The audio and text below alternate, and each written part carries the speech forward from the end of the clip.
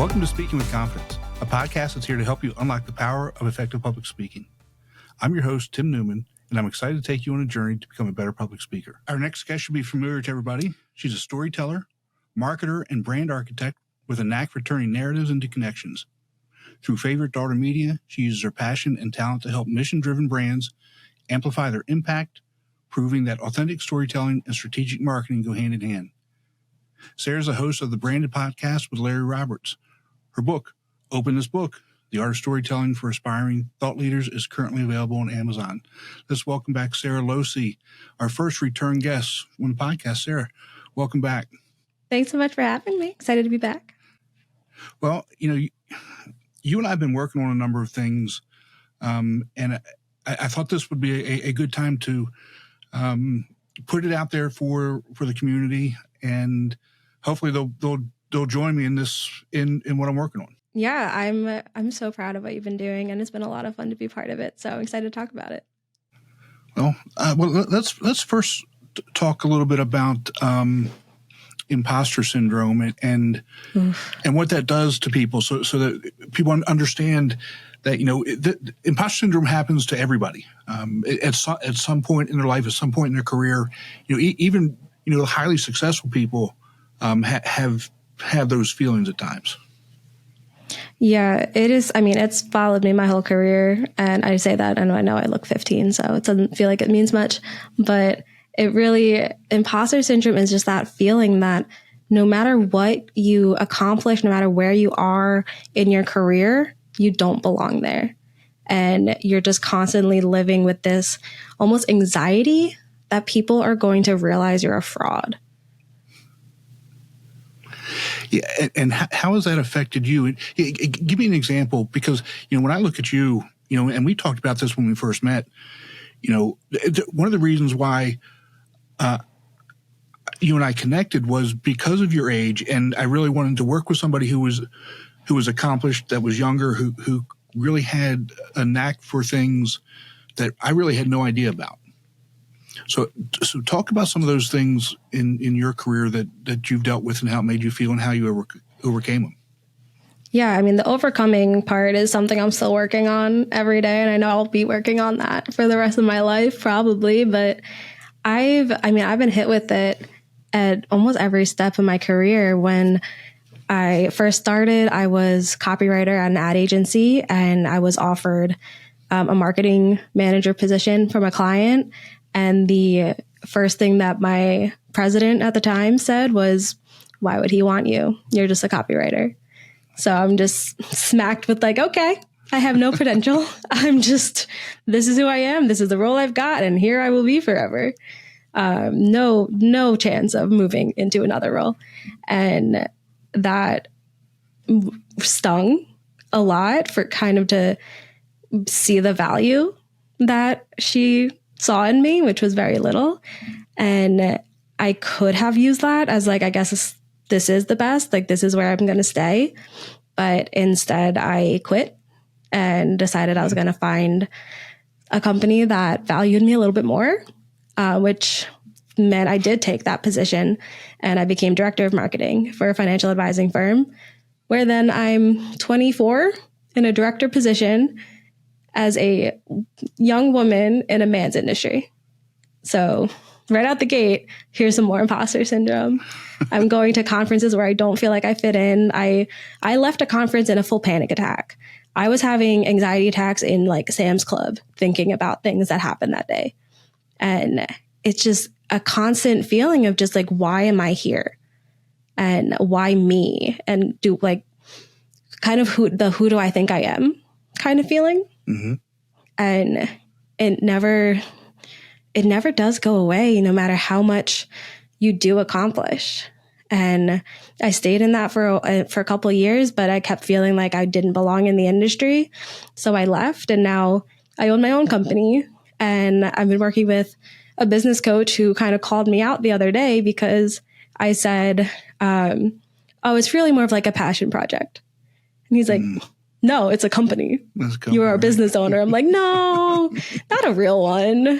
It's just a thing I do for fun. He's like, does your income depend on it? Well, yes, but it's just a thing I do. So even as a business owner, I don't consider myself a business owner. So it never goes away. It hits me every angle, basically. You know, it's funny that you just said that, because we hadn't talked about that piece, that conversation, and I have that conversation with myself all the time too. That conversation, it's just the thing that I do. Yeah. Right. And again, to me, at least for me, from that perspective, I don't know that that's imposter syndrome, but I do need to change my thought process, my mentality. Right. I've got other issues that I'm dealing with that we'll talk about here in a second. Yeah. But, again, it doesn't matter where you are in life that you have those things. What did you do, or what are some of the strategies that you use to get over the hump besides quitting your job and just going for it? In the moment, when you go to these conferences, we've talked before about, you just left in a panic attack.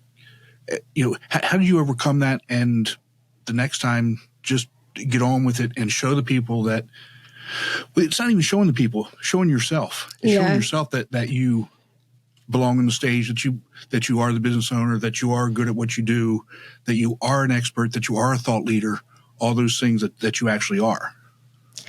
It's funny because there's a quote, I think it was Groucho Marx said, I wouldn't want to be a member of any club that would have me. I feel like there's so many things that I consider really impressive accomplishments until I do them. And it's like, wow, like these people are like best-selling, like award-winning authors. That's amazing. And then I became one. And I'm like, oh, it's just a thing people can do. Right. It's not hard. And and then I go to conferences. And when I first started going to conferences, I had never spoken at one. And I would sit in the audience thinking like, whoever this person on stage is, this person holding a microphone, they must be the cat daddy of their industry. They must be at the top. They know what they're doing. They are consummate professional. They are experts. I have to listen to this person. This person has my respect. I'm going to pay attention. I now speak at like 6 to 12 conferences a year. And I'm just like, oh no, someone just handed them a mic. Because if I can do this, like, how hard is it? It's like, how hard could it be? Boys do it. Right. But I suddenly, I don't see myself in the way that I see other people in my same position. And I think for me, one of the number one ways to battle imposter syndrome is just to identify it and to name it. So I catch myself thinking these things and I have to basically just reverse my own thinking.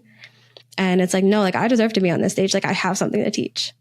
And just the same way that the people that I admired when I was sitting in the audience, I'm like, it's the same. It's just me this time. And I almost have to put myself back in the audience and be like, if I was one of them, what would I think of me? And it's interesting because people have said you're supposed to spend the first few minutes of a presentation basically proving why you're you should be on stage. No. You prove that by getting put on stage. Exactly. Right. You don't just walk in, you get vetted. There's a panel of people making these decisions. So no, you don't have to prove to the audience that you deserve to be up there. The fact that you're up there proves it, but it's still hard for me to see that for myself. So I'm trying every day. I'm working on it. I'm trying to reroute my thinking. But another thing I have found that's really helpful is just having a network, surrounding yourself with people and surrounding yourself with people who are your number one fans. Yes. Because we're so supportive of other people. We're not supportive of ourselves. Of ourselves, right? Yeah. So I'll see people in my network. Some of them I've never even met in person, but I'm their biggest cheerleader and they're mine. And I'm like, well, if they support me, they believe in what I'm doing, that makes me feel better. It makes me feel like, well, they see it, so it must be there, even if I don't see it. Right. So it's kind of treat yourself the way that you would treat others. And try to see yourself in the way that these people that are your fans, that are your supporters, the way that they see you. Yeah, and sometimes that's hard, right? And it's so hard. When and you and I talked about this just yesterday. I'm good at seeing that in other people and getting them through that and just moving them forward. But for me, it's death. It's just not going to happen. I mean, there's, I'm not going to do that. I'm just going to stop here and, I'll find another way around it, because I tell people all the time, I'm really good at getting out of things that I don't want to do. I'm one of the best. If I don't want to do it, I'll find a way out of it. I'll get somebody else to do it, whatever. But if I want to do it, I'm all in, right? Whatever it takes to get good at it, to learn, to learn the craft, to study, to do whatever, I'm all in on it. But if I don't want to do something, I'm the exact opposite. And it's nuts. It's crazy. It's hard to do the things that you're not comfortable doing, especially in the positions that people like you and I are in. Like, if I'm trying to do something, I'm probably not trying to do something in the privacy of like an office. I'm doing it on camera. Right. I'm doing it on a podcast. I'm doing it on a stage. Right. So we don't have the grace of being able to fail privately. And so when I launched my business, my focus was podcast guesting. And I had been producing podcasts. I had seen the best and the worst guests, and I had come up with this like best practices and what it takes to be a great guest. And I wanted to teach it to people because I thought podcasters deserved better guests. And when I launched that company, I was not a podcast guest. I was a producer. I was on the other side. And suddenly, like, to promote my business and to grow my brand, I had to start guesting on podcasts. And I was not good at it. I hated doing it. And it's really hard to be trying to talk about the thing that you can teach and you're an expert in when it's not as easy to do it yourself, if that makes sense. It's like I guest on podcasts talking about how to be a great guest. And if I'm not being a great guest, then I'm losing my credibility. Right. But it's like, no, I know what I'm talking about. And, I look at it like this. If you look at the best athletes in the world, professional football players, baseball players, hockey players, basketball players, soccer, I mean, pick something. That doesn't really matter. The people that are coaching them are not very good at that sport. Those who can't teach. Some of them may be good, but they're good at teaching. They're good at coaching. They're good at getting the best out of them, doing whatever, right? I mean, look at take Apple as for example. Steve Jobs was not a computer guy. He was an idea marketing guy, and he hired those people and got the best out of them and did those types of things. So, why would we expect ourselves, especially in some of the things that we do, to be the best at something and never fail, and to always have the best performance, the best podcast, the best interview, the best presentation, the best written work, whatever it is. Why do we do that? Why do we expect that of ourselves? Yeah. I mean, part of it is like when you're talking about the thing you're an expert in, you feel so much more pressure. And I have found that just being transparent about it and basically just asking for grace has been the easiest way that I've found to almost cope with it. So one of the first blogs that I had published, I actually ended up publishing it in my book. But one of the first blogs was, I titled it like, "Can you keep a secret?" And I talked about how I'm guesting on podcasts now because I feel like it's what I have to do in the role that I'm in. And I don't think I'm good at it. I know the best practices. I know how to do it, but I'm not confident in my delivery. I'm not confident in how I speak and how I present myself. And I trip over my words and I say and like too much. Like, I'm just not comfortable doing this. And this was years ago. Like, I've gotten more comfortable. I host a podcast now, but I had just started and things take practice.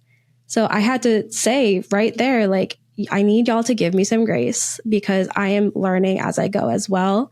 I know the principles. It's the practice that's the difficult part. And I invite you to come along with me as I learn and as I get better and watch my progress and like, let's do this together. Like I can help you with it too. And just publishing that made me feel better. And like, it made me feel like it was less pressure because I publicly acknowledged, like, I know I'm not crushing this, but I know how I could. Right. I just have to follow my own advice, and I'm working on it. And you're great. I think you're great. I mean, oh, thanks. That was like 2 years ago. I've done it a few times since. So we met at just the right time then, right as you started getting great. Right when you stopped being just a copywriter and started being great at other things, right? Love the character development. So, for me, and again, you and I have been working together for a little bit, and we've been talking about this. And I pitched myself to a major podcaster to be a guest on their show, and he asked for some things. I gave it to him, and he came back and he said, "Well, you gave me a lot of information, but I want you to break it down into the one thing that you've mastered and you're an expert at." And my reply to him was, "Well, I haven't mastered anything, and I'm not an expert in anything." That was my response. And so, when we're in charge of promoting ourselves, we don't do a good job of it because of these other feelings. And we have to. The only way to get it, for me, I think, and one of the ways that I coach people to do it is, number one, you have to trust in yourself. You're there for a reason. You have these opportunities for a reason. Embrace it and do it, like you said. Have the grace. Get over it. Do it and do it and do it and do it. And I think one of my strengths overall in my entire life has been my work ethic and my preparation. I prepare. I mean, I'm it's hours of research and how am I going to make this interview different than, interviews that this person has done on the last 10 podcasts that they've been on in the last 5 weeks. What information am I going to be able to drag out of this person that can make people want to come listen to my podcast as opposed to somebody else, right? And so that's kind of what I pitched to him, and I got something back. He said, "That's a great idea." So kind of thinking that through, and hopefully other people that are listening to this can grab something from that as well as we get ready to start talking about what you and I are actually working on to get better. And I love that you said that you're not an expert in anything, but then you just explain what you do, because you just, in my opinion, defined yourself as an expert. So I spent a lot of time trying to figure out what it meant to be an expert. It was something I had to do it for my book. I have a whole chapter in it, and I just really wanted to understand what exactly it meant to be an expert. And I couldn't figure it out because there were so many definitions of expert and what it takes to be one, and none of them are resonating with me. And expert is kind of this term that it can change. It's subjective. So I didn't need to find one exact, like just go into the dictionary and like, that is the definition. Mm-hmm. I wanted one that made more sense to me and that resonated with me. And it was actually Emily Crookston. She is the Pocket PhD. I found a blog she had written that I ended up quoting into my book. And she talked about experts as people who are just endlessly curious. People who are like, if you think that you know everything about a topic, you're not an expert. Mm-hmm. And you're probably really annoying at parties. But if you're just endlessly curious about something, I consider you an expert in that, because you are actively trying to learn more, and you are aware that you don't know everything, and that with every answer that you uncover, you're going to also uncover like 3 new questions. But you're always looking for those answers. So you are continuously learning about whatever that topic is. So you said, I'm not an expert in anything, but then you said, like, I do all of this research and I'm always learning about it. I consider you an expert. I'm an expert in storytelling. Do I know everything? Absolutely not. But do I spend all of my time telling stories and dissecting stories and listening to people tell stories and trying to understand what made their story great and what made this story not good? I'm endlessly curious about it. And that is why I understand it as well as I do. And you're constantly learning about great ways to be a speaker and all what it takes and all of that. So you are an expert in that. Well, I appreciate that. I do. And as pretty much I've spent my entire career, as an educator and helping people become better communicators, whether it doesn't really matter what industry it is. If you can't communicate with people, you're not going to be successful. It doesn't matter. It just doesn't matter. And it seems to me that things have gotten worse, with the younger generations. I'm saying your generation, but you obviously don't really have that issue, right? Yeah. But you've dealt with people, and the way that they communicate or the lack of communication is limiting to them, and they're only going to be able to go so far. And so when I started this podcast, this is my second podcast. I've got another one that I do that's golf related, and I take it just as seriously as this, but this one's fun too. But that's really fun. It's more of a fun topic, and that's your hobby show. It's my hobby. But when I started this podcast, it was, there's no way I'm being on camera because the other one's not on camera. I've got the face for radio and the voice for silent movies, and nobody really wants to hear what I've got to say anyway. I mean, and I've told you that, right? Mm-hmm. And we've had that conversation. And I fought you. This will be the first podcast that goes out that's on video. Yep. So we're it's kind of like the movie What About Bob? We're baby stepping. We're doing the work, right? And we've got plans to do a bunch of other things. And we talked yesterday about I'm putting out minute to minute 20-second videos on speaking topics. Mm-hmm. And that's kind of what led into us deciding to have this conversation today. And why don't you share what your thoughts were for everybody? Yeah. I said it very nicely. First of all, I want to make that clear. I cried. You cried. Your wife is so cute. She's just like, he seems to be a bit speechless. That's hard to happen. I'm like, no, it happens every time I talk to him. But no, you challenged yourself to put out these minute-long videos on social like every day. And are they perfect? No. But I'm so proud of you for doing it because I know that is a big challenge for you. Mm-hmm. And it's just like when I was a guest on podcasts talking about here's how to be a great podcaster. You have so much pressure on you when you're doing these because it's like you talk about speaking with confidence and how to be a great speaker, a great presenter.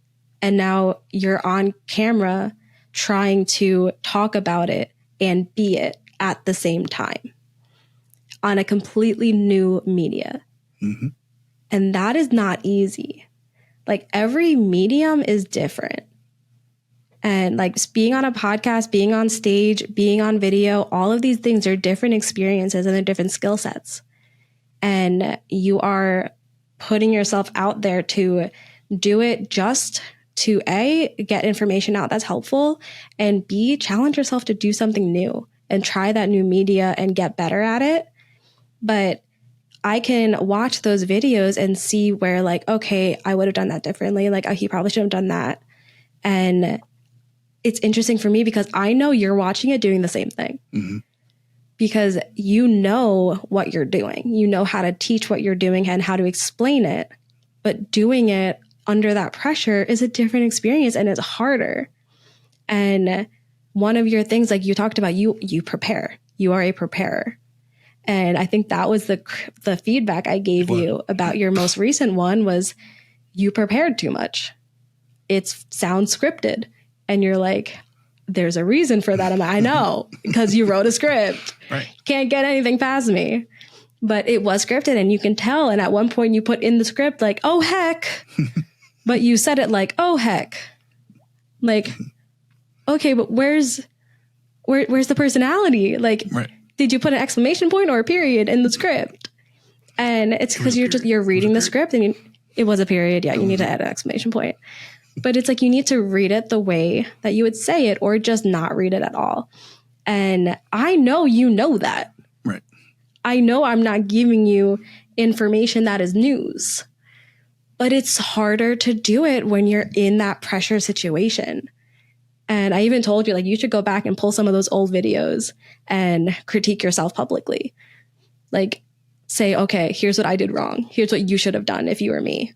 And because it's just acknowledging that, like, you know, you're not perfect, but you still know what you're doing and you still know what you're talking about. Right.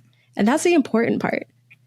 And to kind of put it in perspective, and I don't know if you know this or not, but I would say 2 months ago, I couldn't take a selfie. Mm-hmm. Because I never know where to look. You know, you look here, you look there. I mean, how do you frame it up? And so, you know, when I'm doing these videos now, number one, I'm just proud of myself that I'm somewhat in the frame. Yeah. It's getting better. I mean, it's I fixed it. I'm hitting the record button. Mm-hmm. And I'm actually looking at the camera. I mean, so that in and of itself is a huge, you know, learning curve for me. Mm-hmm. And, you know, it's the feeling comfortable in the camera. Even right here, you know, I've done a lot of online teaching with the, you know, with the camera zoom and those types of things. And that's okay. But to learn to, even when I'm teaching, like if I'm teaching, I may look at my notes here, but now I have no notes. I'm just talking to you and making sure that I'm comfortable in looking at the camera as opposed to looking at you over here on the screen.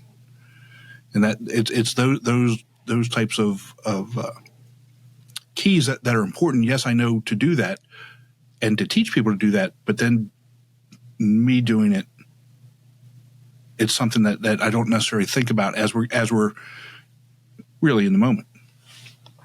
Yeah, it's learning a completely different medium and it's hard to do, but the point is that you're trying. And like you said, like you came from like, I can't take a selfie to I'm putting out daily videos.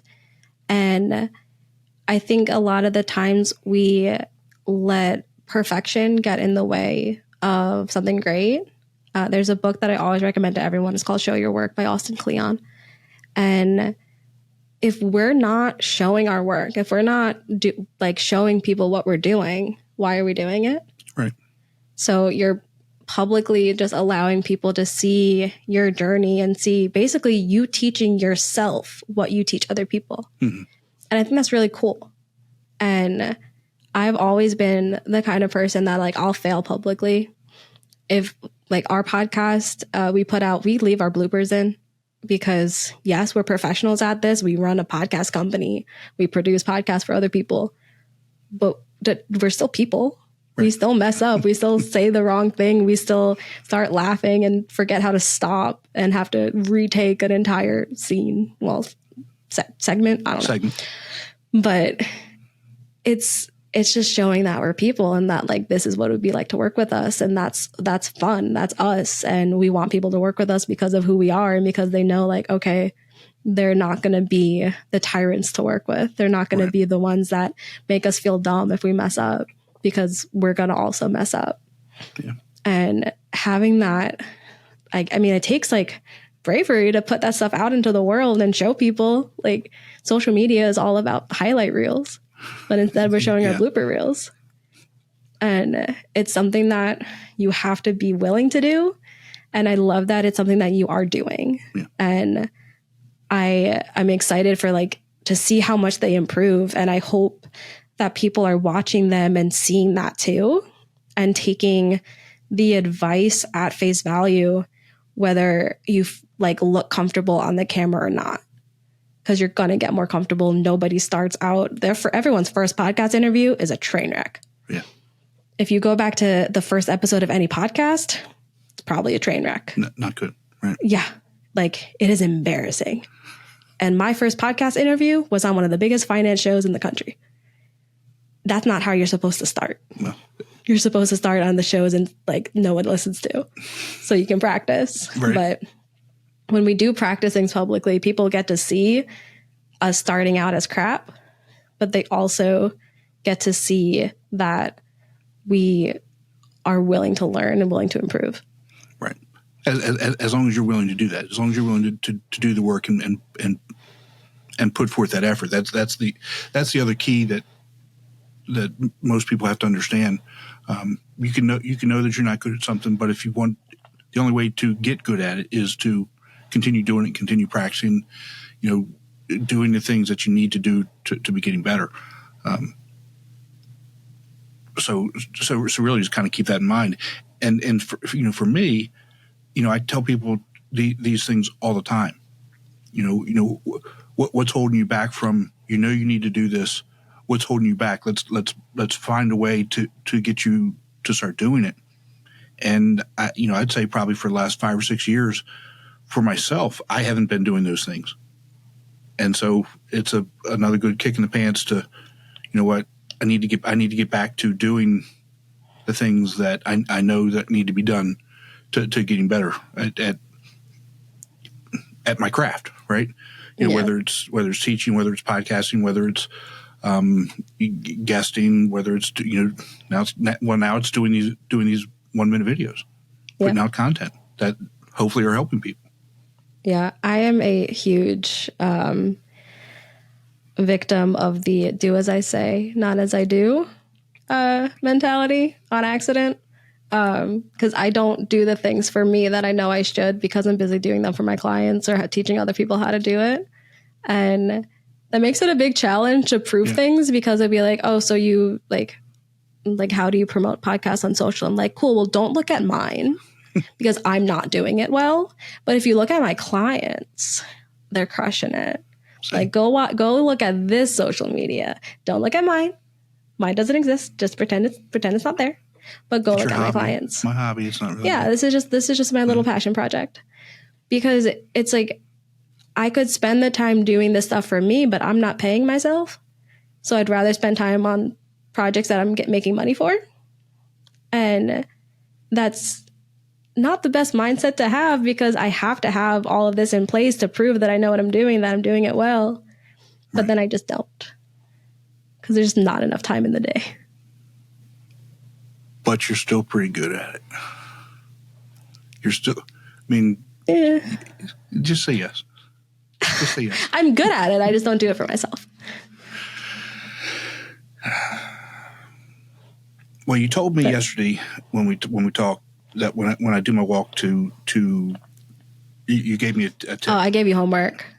Yeah, and so I'm gonna give you that homework for you. You start doing something similar, or that's in those same lines, so that you can do what you start actually posting to my own social media. Yeah. I know I should. But no, let's talk about that homework, because anyone that's listening, it's a great exercise for them as well. I assigned you, when you go on walks, whether it's like just walking around your neighborhood, walking through a park, walking on a treadmill, or even if you're driving, just doing something kind of mindless, open up your voice memos and just start talking. Because it's one of the things that I have found the most challenging with this whole content creation world is talking to nobody. Right. And when we're talking on just like you're making those 1-minute videos, or like if I try to make like a TikTok, I feel so stupid because I'm not talking to anybody. I'm just talking to a phone, or I'm talking to a camera. I'm talking to myself. And I feel so stupid. So we have to get used to just talking to nobody. And you had scripted these videos like word for word, even though you already know it. You don't have to write it down. You know what you want to say. You know the information. You know how to talk about it, but you feel weird doing it in front of a camera. Yes. So if you're walking around your neighborhood for half an hour, spend that entire half an hour just talking about the topic that you're going to be making that video on, because you're going to uncover new thoughts because you just have to fill that time. And you're going to be so used to just having those conversations. You're going to be so used to just talking about that topic that when you do pull up that video and you have 1 minute, you're just like, all right, screw the script. Like, I want to make sure I say this because I said it before. It was so good. I got this. You won't need the script anymore, and you'll feel so much more comfortable just talking. So now everyone has homework. Get it done. So when I walked this morning, it was raining, so I did not bring my phone in the rain. But tomorrow, I'll be in the car for like 10 hours. So we'll have something in 10 hours. We'll see what it turns out to be. Yeah, and if you send me a 10-hour recording and tell me to you're not listening. Edit it, I'm not going to do that. Nobody's listening. Just a heads up. Yeah, nobody's listening to that. And the only other thing I want to challenge everybody on is to start doing the things that make you uncomfortable. Yep. Come along with us on this and find something that you know that you need to be doing, and get outside that comfort zone and just start doing the work. Start baby stepping. Start putting yourself out there. If it's public speaking, and you're in a team meeting, ask a question. Give your thoughts, because again, they hired you for a reason. They didn't hire you to warm the chair. They hired you because you're qualified to be there. They want your input. They want your insight. If you're giving a presentation, they ask you to present because they want to hear what you have to say. So it's okay to feel like you belong and just start doing those types of things. Yeah, no, I think that's great advice. And I would just add to it, like, when we're doing these things, like, everyone else around us is doing something that makes them uncomfortable. And I think we lose sight of that, and we think, like, I'm the only one trying to do this. I'm the only one who doesn't know exactly what I'm doing. Right. Because, newsflash, none of us know what we're doing. Like, life doesn't come with an instruction manual. We're all just doing our best. And it's okay if that's all you're doing too. And just don't feel like you need everything to be perfect. And like, look back, like the 1 minute videos that Tim's been putting out, go watch them and like take in that information, but also pick out the things that you would do differently. Right. And then make your own video. Like, challenge yourself to do the things that other people are doing, but do it in your own way. Because I think we also have that challenge of like, well, I don't have any, what original thing can I do? Doesn't have to be original. Nothing is original anymore. We're out of ideas. You're absolutely That's right. why we're remaking every Disney movie. Mm-hmm. We're out of ideas. So find something that someone else is doing. Find work that you admire. Find things that you respect and just copy it. Steal like an artist, another Austin Kleon book. Find the pieces that inspire you and do it your own way. Put your own spin on it. It's a lot easier to create content based on something else than to just start from zero. And make it yours. Mm-hmm. Do it your way. Again, like you said, put your spin on it, so that put your personality into it, your flair. Because that's really when people look at that or learn from that, that's what they're learning from. They're learning from you. They're buying you and the way that you present it. Mm-hmm. Yeah. Well, Sara, thank you so much for coming on again. The first repeat guest in history. Tell everybody about your book, because again, we still want people to buy the book and where they can find you and listen to your podcast and all the other good things that you're doing. Yeah, well, my book is called Open This Book, The Art of Storytelling for Aspiring Thought Leaders. It's a guide for anyone that wants to be a better communicator, because the number one way to communicate with people and actually connect with them on so many different levels is through stories. So if you want to learn how to tell your story, how to find your story, how to figure out what the hell your story is supposed to be, you can grab my book, go to openthisbook.com. And while you're there, you'll find links to my podcast called Branded, links to all my socials to see that I'm not doing anything on social media. And feel free to reach out and get in touch with me. I'd love to hear from you. Well, again, Sara, thank you so much. And you and I will be talking again real soon. And sure. What you didn't mention is you've got 3 big presentations coming up this coming week at a major conference, and I know you're going to do great. Thank you. Be sure to visit speakingwithconfidencepodcast.com to join a growing community and register for the Formula for Public Speaking course. Always remember, your voice has the power to change the world. We'll talk to you next time. Take care.